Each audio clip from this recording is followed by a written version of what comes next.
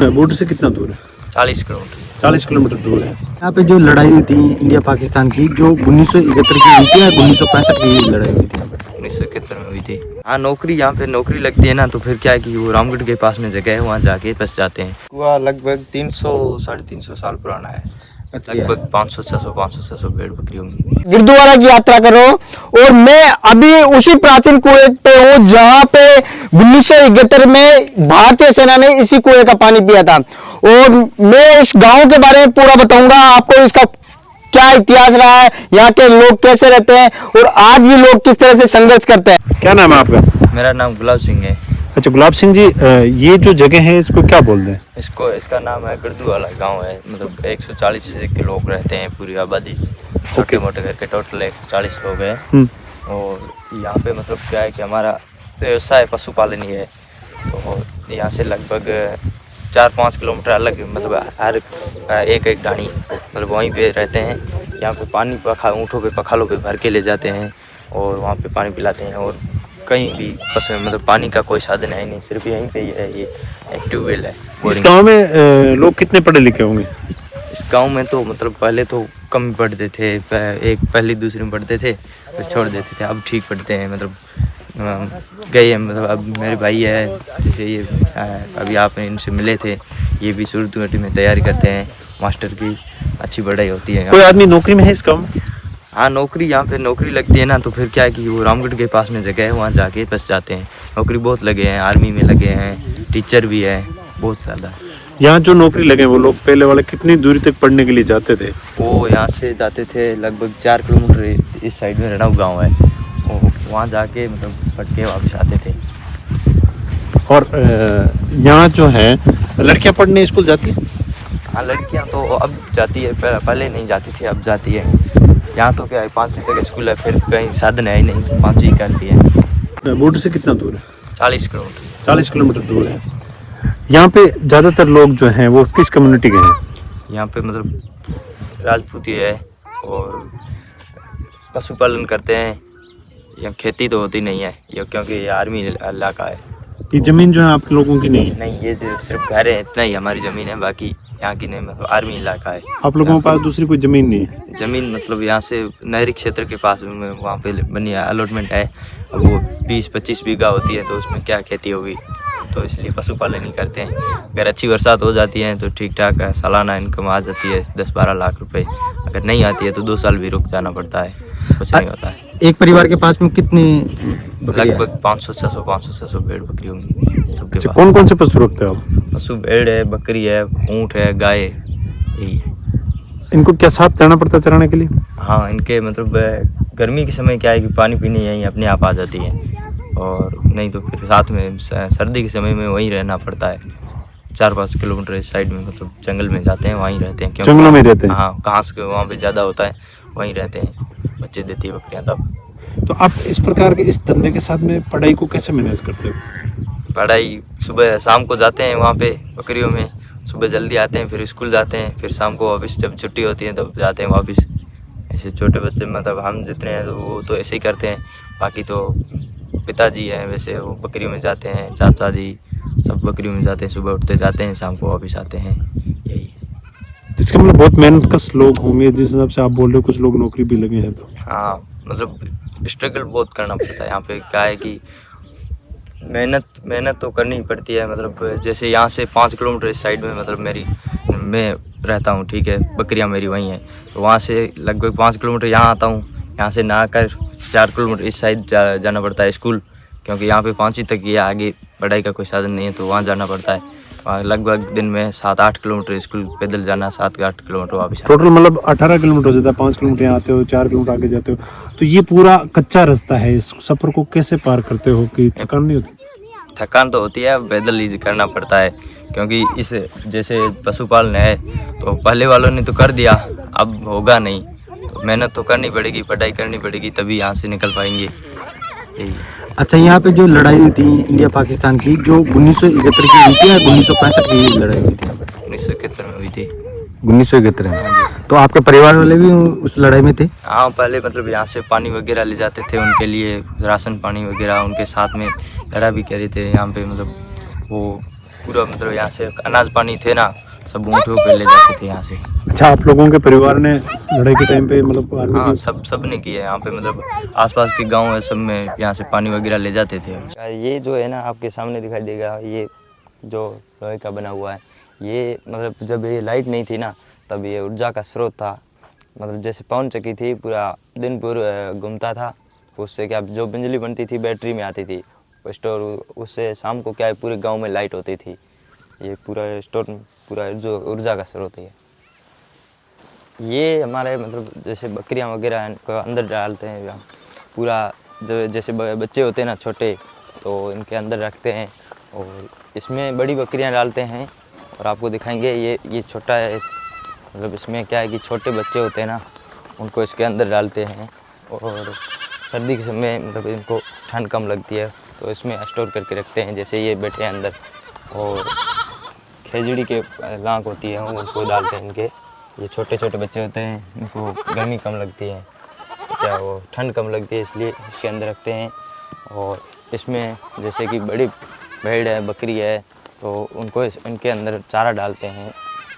ग्वार का है चारा, और वो थोड़े बड़े बच्चे हैं तो उनको खुले में छोड़ते हैं, क्योंकि अब जैसे ये बड़े हुए हैं, जैसे ये घास वगैरह खाते हैं, तो उनको क्या है थोड़ा खुले में रखना पड़ता है।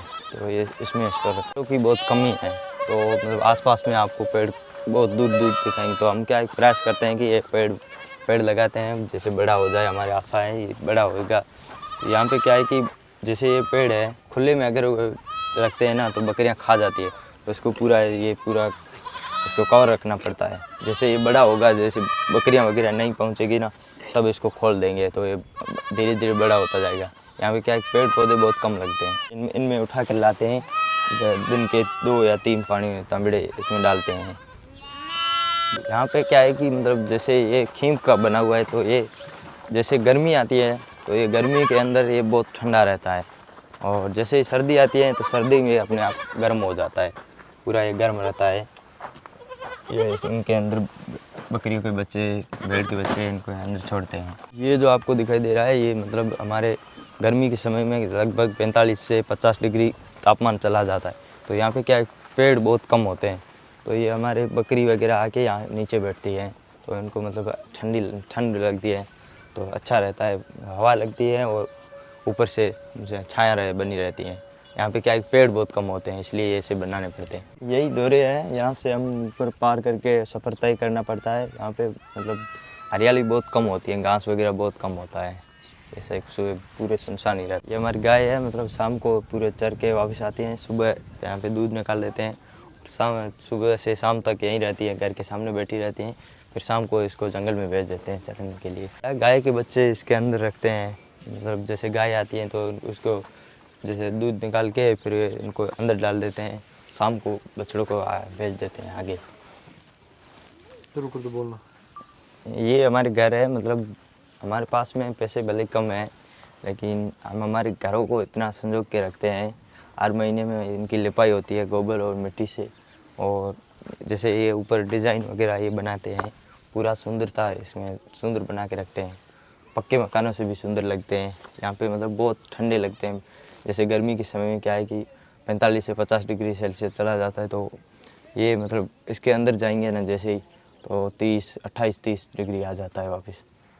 चल हमारे भले ही मकान पीछे में है, पक्के मकान है, लेकिन इन मकानों में जो सुकून मिलता है ना वो पक्के मकानों में नहीं है। यहाँ पे मतलब जैसे गर्मी के समय 50 डिग्री सेल्सियस चला जाता है, तो क्या है इसके अंदर जैसे ही जाते हैं तो 28 से 30 डिग्री आ जाता है, ठंड इतनी हो जाती है इसके अंदर, पूरा ठंडा ही रहता है मकान। ये कुआं कितना पुराना है गिरदुवाला का? ये कुआं लगभग 300-350 साल पुराना है। अच्छा जी। ये क्या चीजें लगी हुई है, लकड़ी किस चीज की है, ये कुआं बंद क्यों पड़ा है? ये कुआं तो मतलब अब तो ट्यूबवेल आ गई, पहले यहाँ से पानी खींच के निकाला करते थे। ये मतलब नीचे हमारे सरस्वती मतलब पानी है। अच्छा, नीचे जो पानी है वो सरस्वती नदी का पानी है? हाँ। अच्छा, यहाँ मीठा पानी है? हाँ मीठा पानी, एकदम मीठा, मतलब जो ट्यूबवेल में ना हाँ। उससे भी मीठा है पानी। अच्छा, यहाँ आसपास के जितने भी कुएं हैं उनमें से सबसे मीठा पानी इस कुएं का है? इस कुएं का ही है। क्या बात है ना। इसमें लगभग 120 फीट पे पानी है। नीचे। अगर इसको खोले तो आपको नीचे पानी दिखाई, वहाँ पे मैं बता दूंगा खुला है, पानी भी दिखा दूंगा आपको पूरा। और ये जो लकड़ियाँ है ना, इस पे मतलब एक भाण होता है, भाण करके नाम वो आता है इस जगह पे, इस जगह आता है। फिर उसके ऊपर मतलब रस्सी होती है, वो गोल टाइप होता है, ठीक है। उसके अंदर सीधे रस्सी होती है, पूरा कोस होता है पानी भरने के लिए। वो खींचते हैं ना तो वो जैसे घूमता है तो क्या थोड़ा इजीली घूम लेता है, इसलिए उसको सींचते हैं ऊँटों के पीछे, वहाँ तक जाते हैं तो पानी ऊपर आता है। वहाँ से जैसे पानी निकल आता है इतने, यहाँ पर एक आदमी होता है, वो निकाल के पानी इसमें डालता था। अब तो ये रेत से भर गया है। फिर जैसे कि ये एक मतलब एक परिवार का था, ये एक परिवार का था, ये अलग परिवार का था, ये अलग परिवार। अच्छा। जैसे मुझे पानी भरना था तो मेरा वो है, तो मैं यहाँ पानी डालता था। फिर यहाँ पे एक मतलब नाला है, यहाँ पे एक है, इनको डट देता था, ये सीधा इसमें पानी जाता था, वो भर जाता था। अच्छा, मतलब एक कुएं पे ये अलग अलग खेड़ियां बनाई गई हैं हाँ कि जी। अलग अलग परिवार पिए हैं। हाँ अच्छा, जैसे यहाँ पे आप राजपूत परिवार हो, कोई दूर दराज अदर जाति का कोई आता तो फिर वो पानी कुएं से निकाल सकता था अपने आप, या उसको निकाल के देते थे आप? वो निकाल के देते थे यहाँ पे। अच्छा, कुएं के ऊपर घेर कोई दूसरा जाति का नहीं चढ़ सकता, इसके नियम है कुएं के आपके? ये तो अब क्या है कि इसको बंद कर दिया है। बाकी ये जो आपको यहाँ पे खाद दिखाई दे रहा है, पूरा हर दिन सुबह शाम सफाई करके रखते थे पूरा। अब तो क्या है, बंद हो गया, ट्यूबवेल हो गई है तो कोई नहीं देखता है, पूरा रेत से भर गया है। और ये मतलब इसमें अलग एक परिवार इसमें पीते थे और एक परिवार इसमें, मतलब सबके अलग अलग परिवारों के बने हुए थे। फिर इसको बंद हो गया, फिर इसके अंदर एक ये खजड़ी निकली छोटी सी, पानी ज़्यादा होता था, फिर उसको खजड़ी पूरी पानी पिलाते थे वहाँ से ले आके। अब खजड़ी बड़ी हो गई है यहाँ पे, इसके अंदर ही आगे। गाँव गुरुद्वारा में 2 कुएँ हैं, और एक कुआँ ये है, एक पीछे में है। ये जो खजड़ी है हमसे हमारे यहाँ में सबसे पुराना वटवर्क है ये खजड़ी। यहाँ पे क्या है कि पहले पानी निकालते थे तो यहाँ के लोग यहीं पे साफ करके यहाँ बैठा करते थे। कुएं के पास में जहाँ जाओगे आपको खजड़ी मिलेगी। और ये बहुत पुराना कुआं है, हमारे पूर्वजों ने हाथों से खोद के बनाया था।